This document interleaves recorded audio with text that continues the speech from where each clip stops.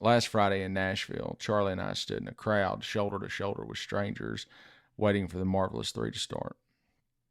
And then Butch Walker, writer, producer, rock god, and extraordinary human being, took the stage and reminded us that our divisions are paper thin and gave us back a piece of ourselves that we'd almost forgotten. And the lights and the guitars, and then for one fragile moment, we were not Democrats or Republicans, not broken citizens of a bleeding country, not the weary survivors of too many news cycles. We were just kids again at a rock show, laughing and shouting and hugging, unashamed of our joy. We were brothers and sisters again. And that's what stayed with me. The simple memory of belonging, and it made me realize again how close we live to both salvation and destruction, how we are forever balanced somewhere between a hug and a cliff edge. And that is the tension of our age, I guess. The abyss is always near, suspicion and cruelty, the endless machinery of hate that feeds our divisions. One shove and we're gone. But so too is grace. So is mercy. So is love. One word, one song, one embrace at the right time can pull us back from the edge. That is the fragile miracle of being human. The difference between ruin and redemption can be as thin as a chorus sung by strangers in a Nashville bar. And I know that a rock show can't save the world. The machinery's too vast, it's too merciless, and some are lost to it forever, but not most. Most of us are still aching to feel good again, aching to raise our children without fear, to laugh in a kitchen, to live in a country where our neighbors are not a threat but a friend. And that ache is holy.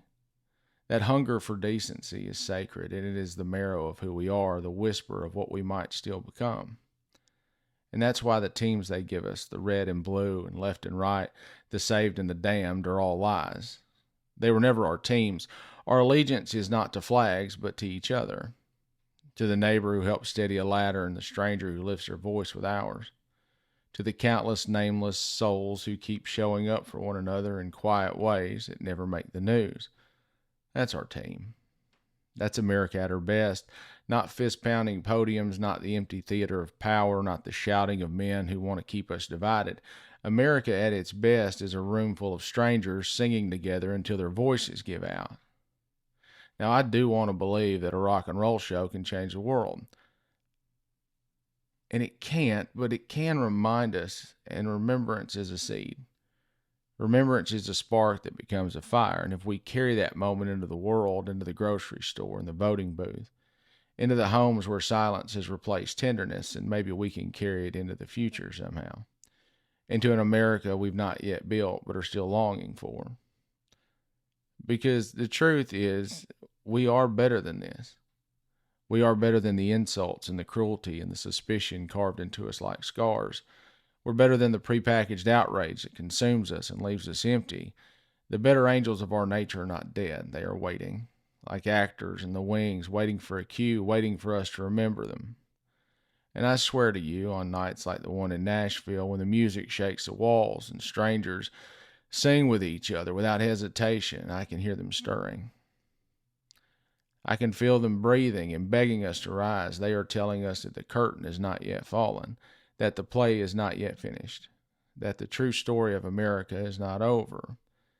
And that if we have the courage to listen, if we have the courage to put away our false teams and reach for each other again, then those angels will not just wait in the wings. They will take stage and help fill our voices, and they will turn our grief into a hymn of hope.